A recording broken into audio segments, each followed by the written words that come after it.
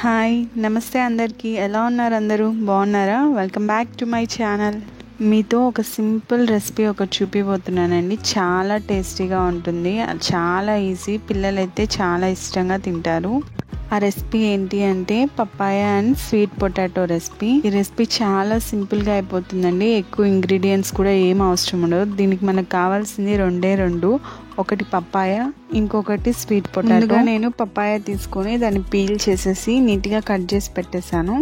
ఇప్పుడు దాన్ని strainer use చేసి ఇలా స్ట్రెయిన్ చేస్తూ ఉన్నాను. మనం పిల్లల కోసం కదండి రెసిపీ చేస్తున్నాము, సో మంచి స్ట్రెయినర్ యూస్ చేయండి. ఈ రెసిపీని 6 months నుంచి స్టార్ట్ చేయొచ్చు. సో 6 months బేబీస్కి పెడుతున్నాం కాబట్టి మనం స్ట్రెయినర్ యూస్ చేసి నీట్గా ప్యూరీలా చేసేసుకుంటున్నాం. చూడండి, ఇక్కడ స్ట్రెయినర్ యూస్ చేయడం వల్ల ప్యూరీ అంతా నీట్గా వచ్చేసింది. నేను ప్యూరీ చేసి పక్కన పెట్టేశాను.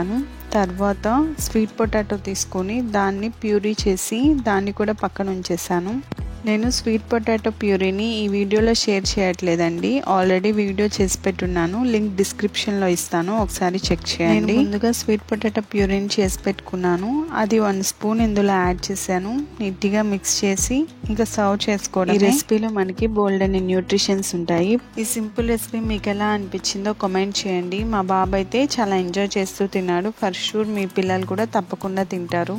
ఇలాంటి మరెన్నో సింపుల్ అండ్ ఈజీ రెసిపీస్ కోసం నా ఛానల్ని సబ్స్క్రైబ్ చేసుకోండి. Thank you for watching. Stay tune. Bye.